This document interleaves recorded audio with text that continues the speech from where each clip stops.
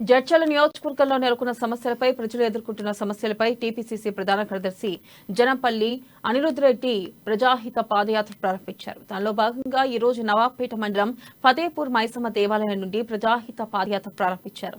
ఈ పాదయాత్ర 2 నెలల పాటు జడ్చర్ల నియోజకవర్గంలోని నవాబ్పేట, బాల్నగర్, రాజాపూర్, జడ్చర్ల, మిడిల్ మీదుగా కొనసాగుతూ ఇక ఊర్కొండ ఆంజనేయ స్వామి దేవాలయం వద్ద ముగుస్తుంది.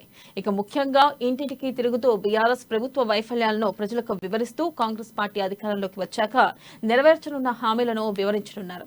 ఈ యాత్ర కొనసాగుతుందని చెబుతున్న అనిరుద్ రెడ్డితో మా పాలమూరు ప్రతినిధి ప్రదీప్ ఫేస్ టు ఫేస్. ప్రజాహిత పాదయాత్ర పేరిట టీపీసీసీ ప్రధాన కార్యదర్శి అనిరుద్ రెడ్డి జడ్చర్ల నియోజకవర్గంలోని ఫతేపూర్ మైసమ్మ టెంపుల్ నుంచి ఈరోజు ప్రారంభిస్తున్నారు. ఈ యాత్ర 2 నెలల పాటు సాగనుంది. జడ్చర్ల నియోజకవర్గంలోని బాలానగర్, రాజాపూర్, జడ్చర్ల, మిడ్జిల్, ఊరుకొండ మరియు నవాబ్పేట మండలాల మీదుగా సాగనుంది. అయితే ఈ యాత్ర ముఖ్య ఉద్దేశం ఏంటంటే ప్రజల సమస్యలు తెలుసుకోవడం, తర్వాత ప్రజలు అనుభవిస్తున్న కష్టాలను తెలుసుకోవడం ముఖ్య ఉద్దేశంగా తెలుస్తా ఉంది. అయితే మరిన్ని విషయాలు మనతోటి అనిరుద్ రెడ్డి గారు ఉన్నారు, వారిని అడిగి మరిన్ని విషయాలు తెలుసుకుందాం. అలా చెప్పండి, ఈ ప్రజాహిత పాదయాత్ర ముఖ్య ఉద్దేశం? ప్రజాహిత పాదయాత్ర అంటే ప్రజలు మంచి కొరకు ఈ పాదయాత్ర నవాబ్పేట మండలం ఫతేపూర్ మైసమ్మ ఆశీస్సులతో ఇక్కడ నుండి బాలనగర్, రాజాపూర్, జడ్చర్ల, మిడ్జిల్, ఊరుకొండపేట ఆంజనేయ స్వామి వరకు గుడి వరకు ఇది సాగుతుంది. దాదాపు 2 నెలల వరకు పాదయాత్ర ఉంటుంది. ముఖ్య ఉద్దేశం ఏంటంటే ప్రతి గ్రామానికి వెళ్ళినప్పుడు ఆ గ్రామంలో సమస్యలు తెలుసుకుంటాము. అదేవిధంగా కాంగ్రెస్ పార్టీ ఏదైతే మా మేనిఫెస్టో, మా డిక్లరేషన్స్ ఉన్నాయో అది ప్రజలకు తీసుకెళ్తాము. గ్యాస్ సిలిండర్ 500 రూపాయలు అన్నట్టు, ఇంకా 4,000 రూపాయలు పెన్షన్లు, దాని తర్వాత రైతు రుణమాఫీ 2 లక్షల రూపాయలు, ఇట్లా అన్నీ ప్రతి ఇంటికి వెళ్ళి వాళ్ళకి కాంగ్రెస్ పార్టీ వస్తే మేము అభివృద్ధి ఏ విధంగా చేస్తాము, ఈ మేనిఫెస్టోలు అనేది అన్నీ కూడా ఎట్లయితే రాజశేఖర్ రెడ్డి గారు ఉన్నప్పుడు రుణమాఫీ చేసిండో మా ప్రభుత్వం రాగానే కూడా రుణమాఫీ ఒకటే సంతకంతో ఉంటుందని చెప్పి కూడా వాళ్ళకి తెలియజేస్తాము. ప్రతి ఊరు పోయినప్పుడు వాళ్ళ సమస్యలు తెలుసుకుంటాము. ప్రతి ఊళ్ళో కూడా ఈ బీఆర్ఎస్ వాళ్ళు భూ కబ్జాలు కూడా చేస్తున్నారు. ఆ సమస్యలు తెలుసుకొని ఆ భూములు కూడా బయటకు పెడతామని కూడా తెలియజేస్తాం. అయితే ప్రధానంగా జడ్చర్ల నియోజకవర్గంలో మీ దృష్టిలో ఉన్న సమస్యలు ఏంటి? మీరు ఒకవేళ ఎమ్మెల్యేగా అయితే ఇప్పుడు ఎలక్షన్స్ ఇంకా 4 నెలలు ఉన్నాయి. ఎలక్షన్లో ప్రజలే వాళ్ళు తీరు చెప్తారు. టీఆర్ఎస్ పార్టీ అయితే ఈసారి డిపాజిట్ కూడా రాదు. సమస్యలు మెయిన్ అంటే మీకు కూడా తెలుసు, జడ్చర్లలో ఏ భూమి కనిపిస్తే భూములు కబ్జాలు చేస్తున్నారు. 1000 మంది ప్లాట్లు కొనుక్కుంటే వాళ్ళ ప్లాట్లు కబ్జా చేసుకుని లాక్కుంటున్నారు. కాంగ్రెస్ ప్రభుత్వం వస్తే ఇవన్నీ ఆ ప్లాట్లు ఎవరైతే న్యాయబద్ధంగా రావాలనో వాళ్ళకే అందజేస్తామని చెప్పి కూడా తెలియజేస్తున్నాను. రోడ్లు చూస్తే రోడ్లు బాగాలేవు. ఇంటికి పెన్షన్లు చూస్తే ఇంటికి ఒక్కరికే పెన్షన్, వేరే రోజుకి పెన్షన్ లేదు.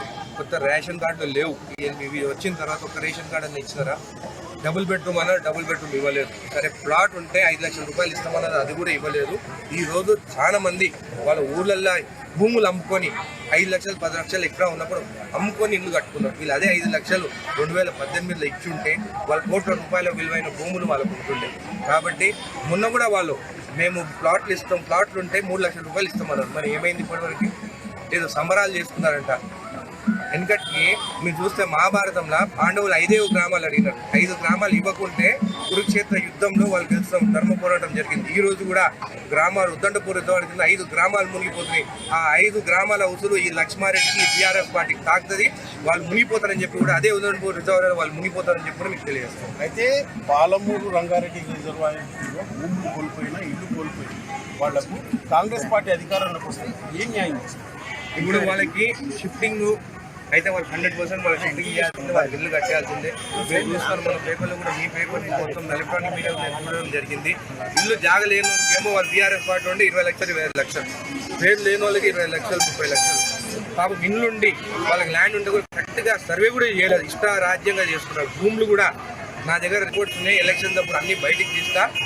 భూమి ఎకరా ఉంటే కూడా 2 ఎకరాల పైసలు ఇచ్చినారు. 2 ఎకరాల భూమి ఉన్న వాళ్ళకి 1/2 ఎకరాల పైసలు ఇచ్చినట్టు కూడా దాంట్లో ఉన్నాయి.